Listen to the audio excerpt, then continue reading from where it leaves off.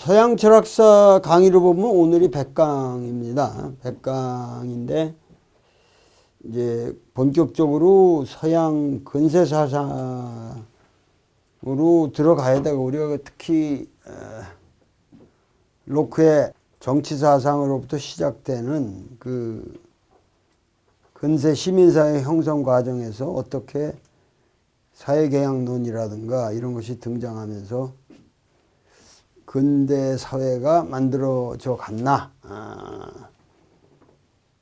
하여튼 가장 큰 차이는 우리 동양인들에게는 계약이라는 관념이 없었다는 거죠. 근세 사회 철학적으로 보면 그 계약이라는 관념이 없었다는 거. 그러니까는 동양 사회에서는 그 당연하죠. 왜냐하면 저 바깥에 있는 산천초목하고 나하고 계약을 맺을 리도 없고, 예를 들면 엄마하고 아버지하고 나하고 자식 부모 계약을 맺을 일은 없는 거고, 그건 태어나면서부터 부모인 거고, 그래서 거기에 가장 중요한 덕성은 효인데, 효가 계약으로 맺어지는 관계일 수 없잖아요. 그러니까 정치사상에서도 계약이라는 그 관념이 나올 수가 없는 거죠. 건축부 그러는 판에 건건하고 내가 계약을 맺을 수는 없는 거 아니에요. 그러니까는 그런 의미에서 이제 그 우리가 근세 사회가 이 계약 개념에 의해서 근대 사회가 됐다고 하는 것은 상당히 어떤 뭐 아이러니가 있는 얘기죠. 그러나 막 우리가 어떻게 했든지 간에 그러한 개념에 의해서 근대 사회를 생각하고 있다는 거죠. 근데 서양에서는 계약일 수밖에 없는 것이 뭐냐면 하나님이라는 것이 허구적 존재니까 그 허구적 존재가 힘을 가지려면 계약이 없이는 도대체가 뭐가 그 이스라엘 민족하고도 항상 너희들을 내가 바로의 그 앞정에서 내가 너희들을 구해내 줬으니까, 홍해를 가르고 너희들을 만나 항아리로 먹여가면서 적과 끓이 흐르는 가나안 땅으로 너희들을 이끌어 준 게 나니까 거기에 대한 보답을 해라. 그러니까 그게 계약의 아주 계약 관념의 시원이란 말이죠. 그러니까 근세 정치사상이라는 게 계약 관념일 수밖에 없는 게 항상 그러한 계약을 갱신해 오는 역사가 기독교 역사였고, 그러니까 서양 사람들은 상당히 그런 개념이 있는 거죠. 신권을 대행하는 군주와 일반 백성 사이에 계약이 뭔가 바뀌어야 된다. 그걸 자연법으로 바꾸든, 자연법의 개념을 바꿔서 바꾸든, 실정법을 바꿔서 바꾸든, 그것이 근대의 출발이었다는 것을 생각하면은 우리가 기독교 문명권에서 소위 말해서 계약 관념에 의한 서양 정치사상, 근대 정치사상사가 성립한 것은 우리가 쉽게 이해가 가는 거죠. 그런데 우리는 그런 관념이 없었다 하는 의미에서 우리가 서양 근대 사상을 좀 치밀하게 봐야 되는 이유가 있는 겁니다. 그런데 그러니까 우리로서는 그게 아주 새로운 사상이죠. 새로운 사상이고, 그러나 오늘 로크의 사상을 얘기할 수가 없을 것 같은데, 왜냐하면은 제가 갑자기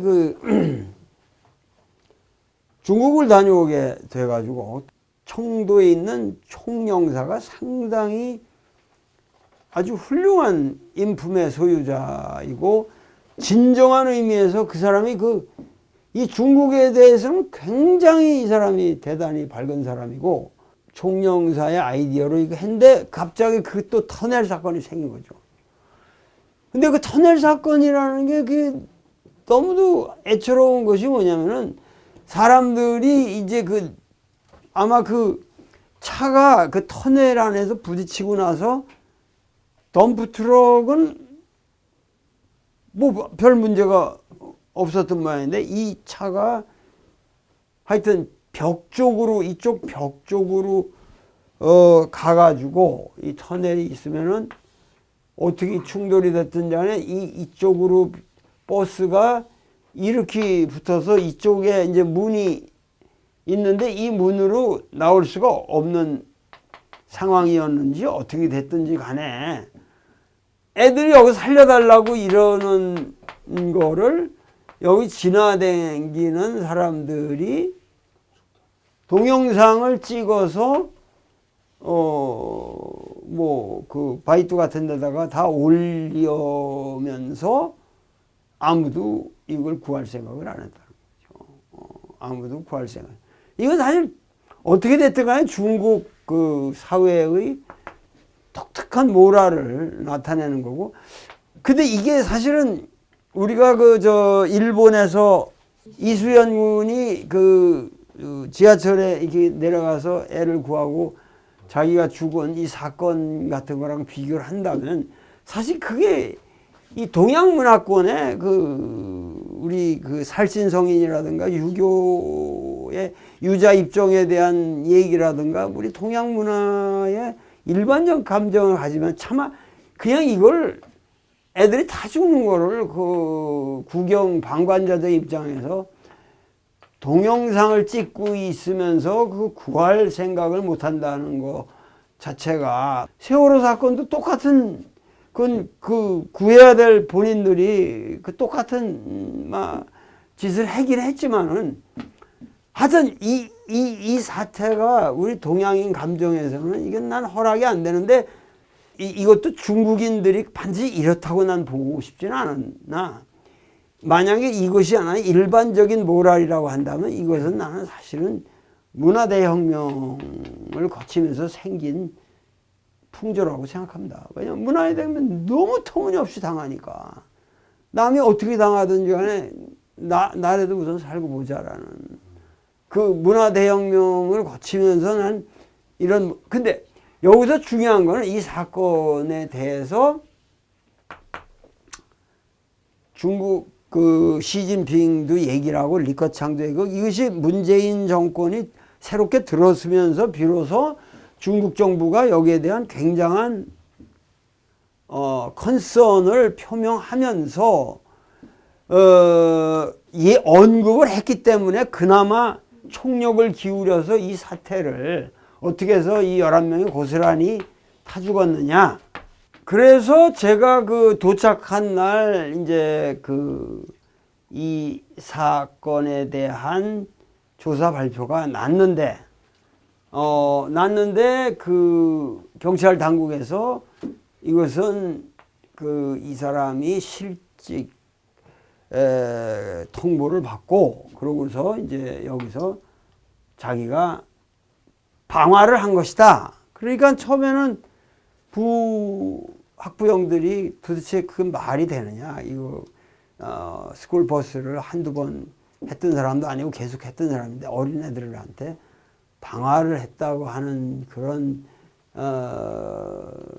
논리는 이건 좀 뭔가 은폐하기 위한 것이다. 뭐 이래 가지고 수긍이 안 간다고 그러니까 이제 나를 초청했던 총영사가 거기에 가가지고 학부모들한테 그 사건을 설명하면서 설득시키고 이러는 바람에 또 총영사는 사실은 자리를 비웠고 뭐 하여튼 그런 어수선한 상황에서 그 강의는 그대로 진행이 됐던 겁니다. 오늘 우리가 이 역사에서 이 시점에서 우리가 해방 이후 오늘날까지 일제시대로부터 오늘날까지 문재인 정권에 이르기까지 연속되어 온 우리 민족의 죄악을 우리 스스로 십자가에 못 박지 않으면 우리 역사는 부활될 가능성이 없습니다. 우리는 지금 죽어야 됩니다, 여러분들. 정말 여러분들이 죽음으로써 진정으로 죽을 때만 여러분들은 다시 살 수가 있습니다. 부활의 메시지는 여러분들은 여러분들의 죄악과 더불어 죽어야만 한다는 거예요. 불교가 말하는 멸치이랑 뭐가 다릅니까? 해탈이라는 거예요. 해탈과 부활이 뭐가 다릅니까? 결국 여러분들이 오늘날 우리 역사에서 여러 이 시점까지 우리가 오기까지 우리가 얼마나 많은 죄악을 저질렀냐 이거예요. 이 역사의 죄악을 우리는 이제 여러분들이 십자가에 못 박아요. 그렇게 함으로써만이 여러분들은 부활할 수 있습니다. 새롭게 태어날 수 있습니다. 우리 역사가 새롭게 태어날 수 있다는 그 부활 사건이야말로 그 부활이야말로 역사의 종말이고 그 종말이기 때문에 우리는 희망이 있습니다. 종말은 파멸이 아니고 종말이야말로 동학이 말하는 새로운 개벽이고 새로운 세계의 도래입니다. 이 역사가 죽지 않으면 부활의 역사가 우리 민족에게 오질 않습니다. 자, 남북한의 죄악을 이제는 우리가 완전히 청산하고 새로운 부활의 민족이 되어야 되지 않겠습니까?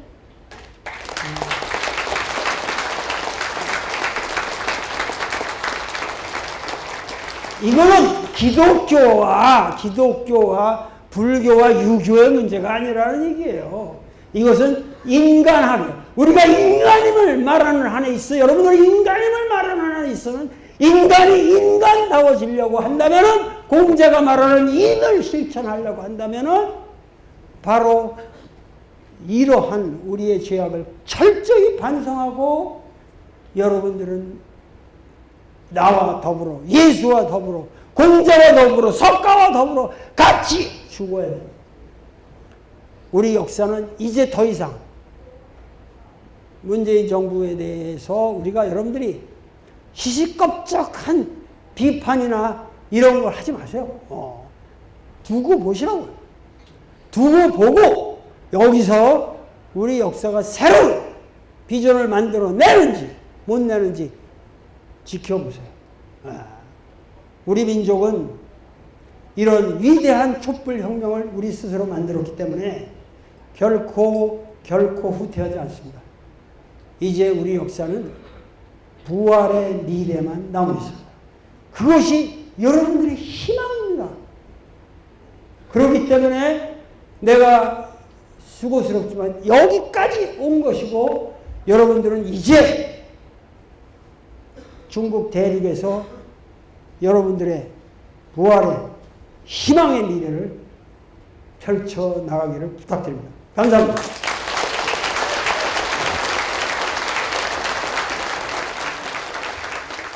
근데 우리가 그 중국에 대해서 우리가 이 산동반도라고 그러면 산동이라는 게 산동성이라는 게 여기 쑥 나온 데가 있잖아요. 이 끝에 이렇게 끝에 나오는데 이 청도라는 데 위치를 자꾸 이 위랑 그 혼동을 하게 되는데 이렇게 쑥 나온 데 여기가 웨이하이, 옌타이, 봉래 이 청도는 이렇게 내려와서 이렇게 내려오는데 여 밑에 있거든요. 이 청도가 진시황이 그 유명하게 그 서복이를 태워가지고 보냈다는 랑야대 여기가 이제 태산이 이쪽에 있고 이 제나라 산독이지만 여기 제나라 노나라는 이제 밑에 좀 있겠죠. 그러니까 일조라는 도시에 여기가 이제 랑야대인데 왜 이 청도라는 게 문제가 되냐 하면은 이 청도라는 도시는 바로 밑에 이렇게 복주머니 같이 요렇게 요런 데가 있습니다. 여기가 요거를 우리가 교주만이라고 그러는데 이 교자인가 아교 뭐 이런 거 쓸 때 교주만이라고 부르는데 이게 그야말로 천혜의 이게 수심도 깊고 정말 천혜의 항구죠. 특히 군사항으로 최고예요. 이게 여기가 얼마나 대단한 어장이겠습니까? 이게 옛날에는 군사 항구라는 생각은 하지 못했고, 여기가 그래서 굉장한 어촌이 이제 이렇게 어업이 성했고 그런 청도였는데, 지금 여기 청도의 맞은편 이쪽은 또 이 사람들이 그냥 장난처럼 여기 청도라고 그래서 황도라고 불러요. 하여튼 청도에서 황도를 다이렉트로 가는 그 아주 무지막지한 대교를 하는데, 그것이 제가 우연히 그 청도를 오게 되었는데요. 그 청도에 우리 한국에서 온 그 비즈니스맨들하고 여기 청도에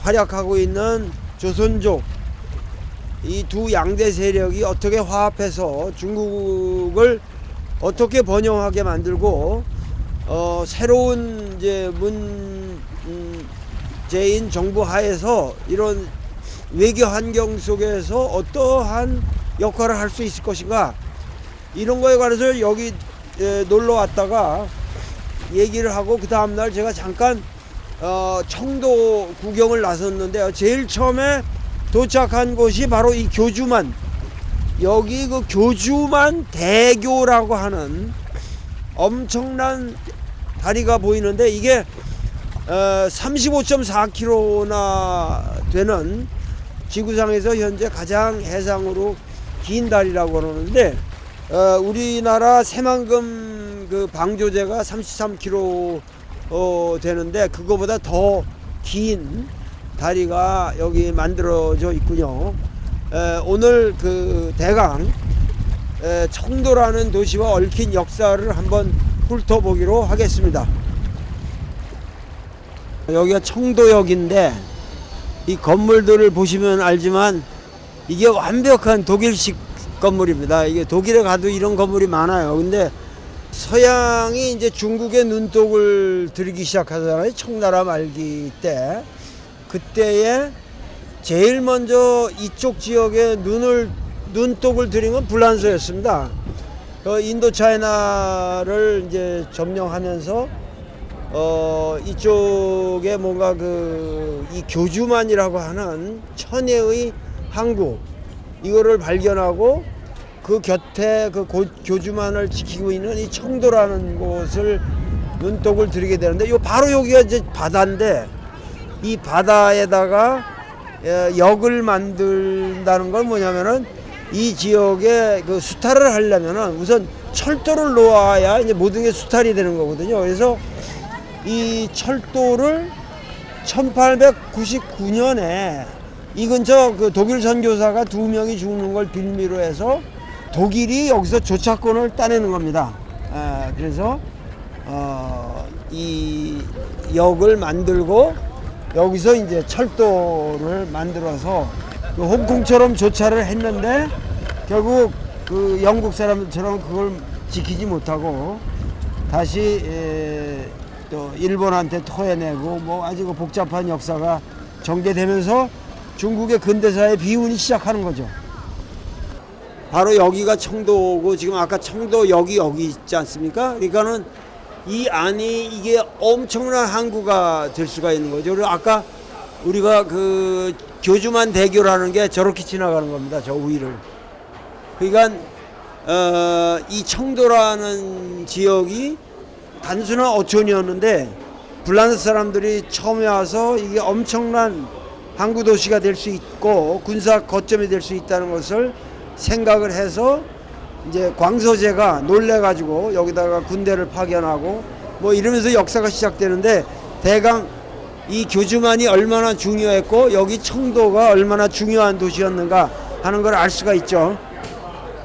교주만이 이렇게 있으면은 이쪽으로 해서 이 밑에가 여기 청도에 청도만이 있는데, 이쪽으로 이제 중요한 여기 그 청도의 그 옛 도시들이 여기에 쭉 포진이 돼 있습니다. 청도가. 여기가 이제 교주만이고. 그래서 그 청도만에 가면은 그 제일 먼저 우리가 볼 수 있는 게 이렇게 팔각정이고 바다에 이렇게 있는데 요걸 잔교라고 그러는데 그게 난 몰랐는데 옛날 사진을 보니까 잔교가 이게 나무 목변이 있어가지고 지금은 완전히 이게 돌로 쌓은 방파제처럼 돼 있더란 말이야. 그래가지고 그 잔교 뒤로 또 이렇게 쭉 나오고 여기에 조그만 섬이 하나 있어요. 조그만 섬이 있는데 이것이 섬이 옛날에 푸르기 때문에 이걸 푸른 섬이라 그래서 청도라고 불렀다는 거예요. 그래서 이쪽 지역에 새롭게 이 어촌이 개발이 되면서 전체 이름이 청도가 된 겁니다. 그래서 청도가 사실 섬이 아닌데 지금 청도라고 부르는 이유를 여러분들이 아셔야 돼요. 요거 때문에 그러니까 여기다 아까 황도라는 것도 웃기는 거지. 그냥 청도에 짜고 그래서 만들어져 육지의 이름이란 말이에요. 근데 이 청도라는 것이 보입니다. 그래서 여러분들이 지금은 이걸 갖다 소청도라고 그러는데 여기 이렇게 그 아름다운 해변이었을 건데 지금도 모래가 아직 남아 있고 사람들이 와서 바글바글 거리는데도 뭐 별로 더럽지는 않습니다. 그런데 저기 보시면은 쭉 이렇게 그러니까 방파제 같은 이 뚝방이 나타나고 그 위로 사람들이 걸어 다니는데 그걸 잔교라고 그래요. 그래서 그 끝에 그 뭐 팔각정 같은 게 하나 만들어지고 그 옆에 또 섬이 하나 보이잖아요. 그 위에 등대가 있고 그 조그만 푸른 숲으로 덮여 있어서 옛날에 저거를 청도라고 그랬던 거예요. 청도. 그래서 이 청도라는 이름이 된 거죠. 그러니까 지금은 저걸 소청도라고 샤오칭다오라고 그러는데 저게 바로 청도고 저 청도라는 이름에서 오늘의 청도가 만들어진 것이다. 이렇게 생각하시면 되겠습니다. 지금 저기 보이는 섬이 아니고 이제 대륙의 일부인데 저쪽을 황도라고 그래요. 청도에 반해서 누르왕자고 여기에 그 구시가지가 보이잖아요. 근데 그 건물들이 전부 그 독일식 건물들이 있잖아요, 지금. 그러니까 옛날에 이걸 팔대관이라고 그랬는데 지금도 독일식 건물들이 남아 있는 구시가지죠. 예.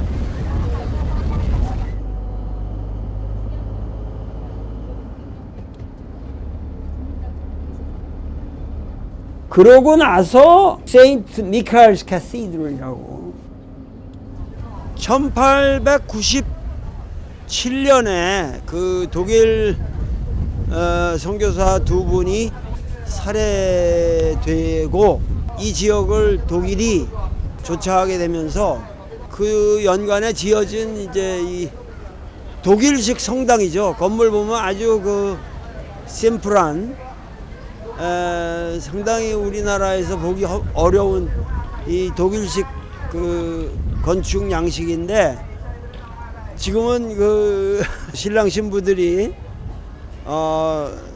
사진 찍기가 참 여기 건물이랑 어울리니까 신식 건물들하고 그래서 신부들이 많이 와서 여기 사진을 찍네요. 입장권을 내면은 들어올 수가 있기 때문에 제가 한번 들어와 봤습니다. 근데 이 보이는 건물 자체는 1932년에 지어진 것이라고 하고 상당히 심플한 성당 구조네요. 아주 깔끔하고 단순한 양식의 아름다운 건물입니다. 저 뒤로 보면은 그 파이프 오르간이 아주 웅장한 모습을 가지고 있고 지금은 이렇게 자유롭게 돼서 많은 또 신도들이 와서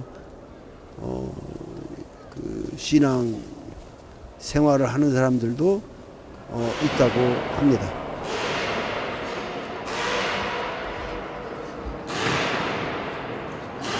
그 다음에 이제 간 게 청도의 독일 총독의 관저입니다.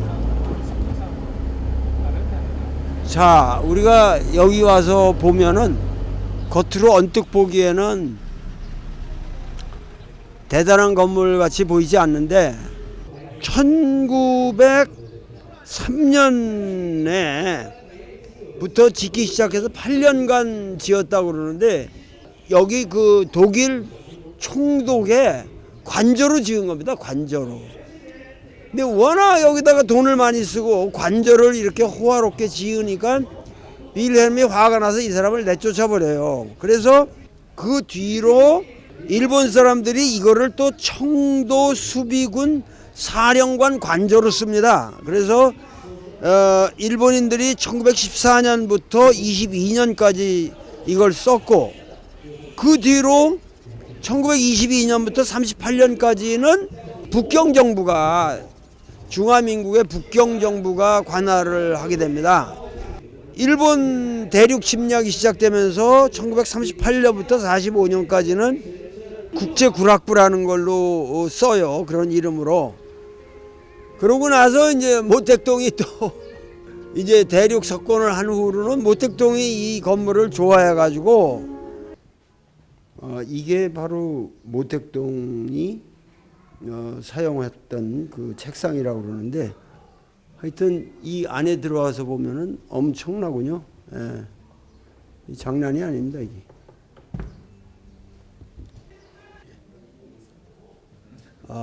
여기가 그 유명한 그 모택동이 1957년 여름에 그 정치국 회의를 열었던 곳이죠. 그러니까 중앙정치국 회의였으니까 그때 주덕이라든가 유속이, 주울레, 등소평 같은 사람들이 다 참석했습니다. 이 건물이야말로 독일 사람들이 지었는데 일본 사람, 국경정부, 장개성, 모택동에 이르기까지 중국 근대사의 희비가 엇갈리는 아주 유서 깊은 건물입니다. 그러고 나서 이제 제2해수욕장 동단에 있는 여기 이제 이 밑에 여기 빠따관이라고 해서 빠따 8대관이라고 하는 이건 뭐냐면 이렇게 이 도시에 이렇게 쭉 여기 이 독일식 건물들이 아주 쫙 있는데 이제 제1관, 제2관, 제3관 이제 만리장성에 그 관을 이렇게 흉내내 가지고 길 이름을 8개의 관문이라는 스타일로 해 가지고 이 빠따관이라는 근데 여기 아주 아름다운 근데 이쪽에 그 8대관 거기에 화성루라는 게 있어요. 이쪽에 화성루라고 화성루 하여튼 화성루라는 게 이 건물은 장개석 공관으로 우리가 보통 알고 있지만은 원래 이게 1930년에 지어진 거로 되어 있는데 상해에 살고 있던 그 러시아 신문 타이쿤이라고 그랬는데 굉장한 그 부자였던 모양이죠. 그 사람이 건물을 지었다고 그래요. 근데 상당히 매력적인 모습이라고 합니다.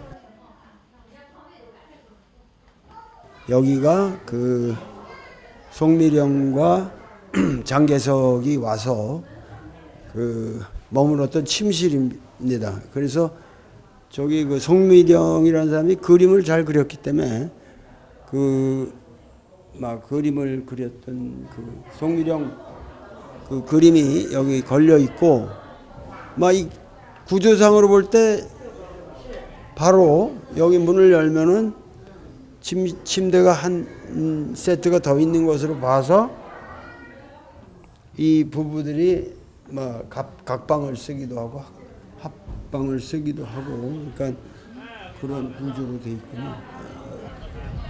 청도를 와서 우리가 느낄 수 있는 거는 우리나라에는 정말 거의 일본 일색일 뿐인데 여기는 뭐 불란서라든가 독일이라든가 러시아라든가 이런 제국들의 침략의 역사 근데 이 건물들을 지은 사람들이 중국이라는 나라가 당시 상당히 세계적으로 위압적인 대국으로 느꼈기 때문에 자기들도 건물을 지면서 중국의 위세를 누를 만한 그러한 어떠한 위풍당당한 모습을 지니지 않으면 아니 되겠다 생각해가지고 이렇게 막대한 그 건축들을 지은 거죠. 그래서 대단히 그 스케일이 있습니다. 그리고 장소를 잘 골랐고, 그리고 이 지역만 해도 다양한 그래서 그 건축 양식이 남아 있는 거죠. 그래서 청도라는 곳은 어떤 의미에서 그 건축 학도들이 한번 거닐어 볼 만한 그런 가치가 있는 곳이다, 이렇게 생각이 됩니다. 그 오후에 간 것이 바로 그 유명한 이름이 뭐냐면 이렇게 되어 있습니다. 이게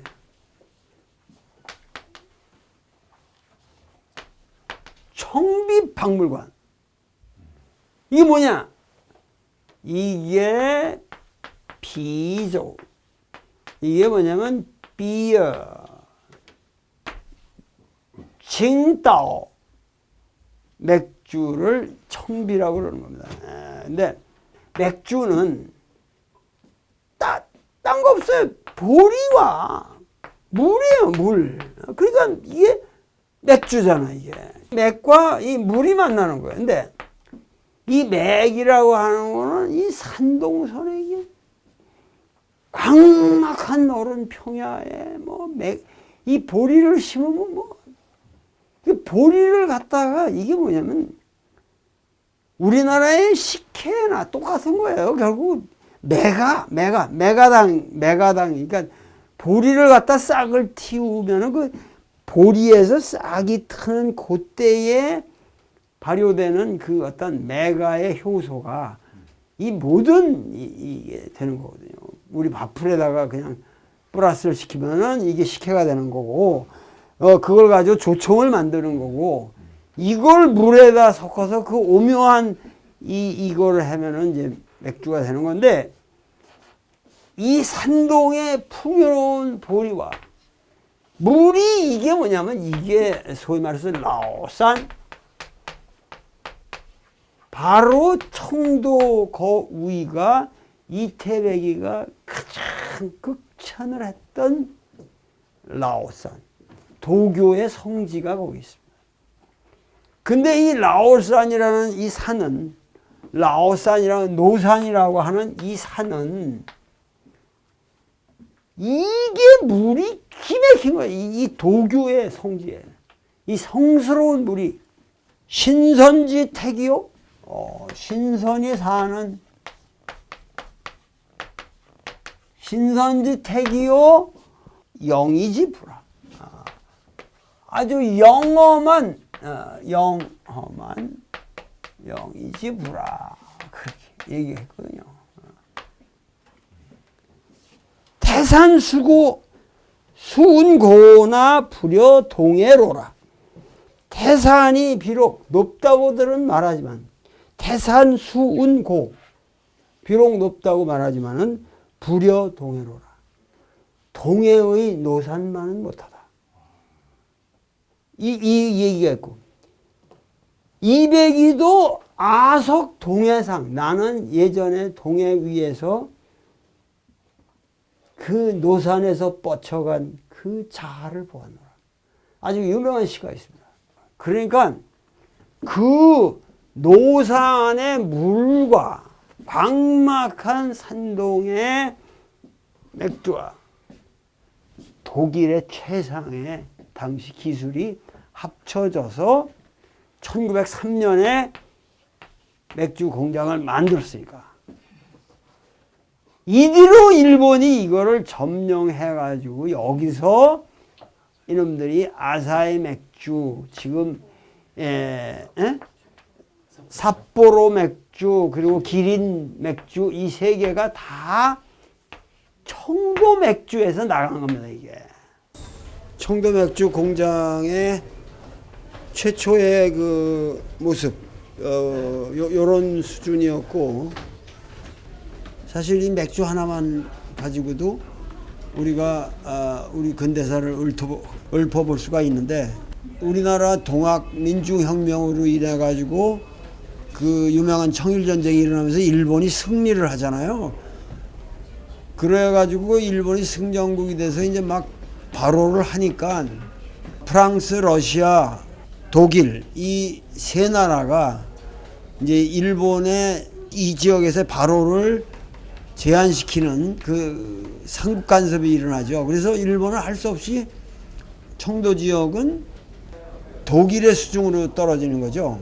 그래서 독일이 여기를 이제 개발을 하기 시작하고 이런 맥주 공장을 만들고 이러다가 결국은 1914년 1차 대전이 폭발하고 난 후에 일본이 승전국이 되고 이 독일은 패전국이 되잖아요. 그래서 일본군이 여기를 청도를 점령하면서 이 1916년 9월 16일 날 일본이 대일본 맥주 주식회사를 세우게 되는데, 하여튼 이 청도 맥주 공장을 접수해 가지고 이것이 그 일본 오늘날 삿포로 맥주의 기술이라든가 모든 게 이 청도 맥주에서 오게 되는 거죠.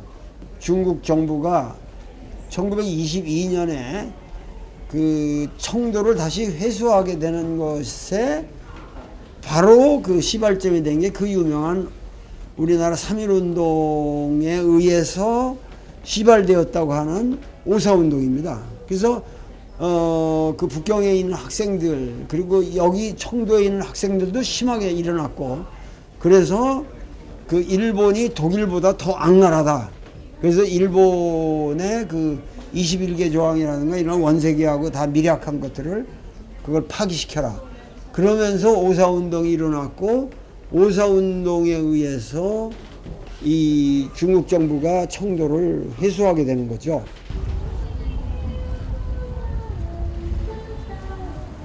이게 바로 그 1919년에 오사운동을 기념하는 그 회오리 바람처럼 그 진원지가 여기였다고 하는 것을 상징하는 그 심볼로 이것을 만들었는데, 1914년인가 그 원세계하고 일본 사이에 밀약을 맺은 거예요. 그러니까 원세계라는 사람이 결국은 주권의식이 없었던 것이 그 21개 조항의 제1조항이 뭐냐면은 독일이 가지고 있는 모든 권한을 일본이 이양받는다 하는 식으로 돼 있는 거거든요. 그러니까 거기에 가장 중요한 게 청도가 일본에게 귀속된다라는 그 내용이 학생들한테 알려지자 이제 학생들이 엄청 이제 일어난 거죠. 학생들이 일어나 가지고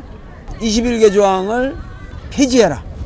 그래서 그 학생들의 운동으로 북경에서 일어났지만 그 핵심은 바로 청도 문제였기 때문에 이 오사운동의 기념탑이 여기 청도에 있게 되는 겁니다. 그러니까 그 윌슨의 민족 자결주의라고 하는 것을 우리가 알고 있지만, 그것에 의해서 3.1운동이 촉발되었다고는 하지만 그 어려운 상황에서도 그 식민지가 된 조선민중도 그 맨몸으로 일어나는데 우리 북경대학 학생들이 가만히 있을 수 있겠느냐. 우리는 대국인데 일본이 뭐가 무섭다고 이렇게 우리 비굴하게 살아야 되느냐 해가지고 한국의 3.1운동의 그 처절한 저항에 촉발을 받아서 오사운동이 일어난 겁니다. 그러니까 우리 민족이 이 근대사에 있어서도 항상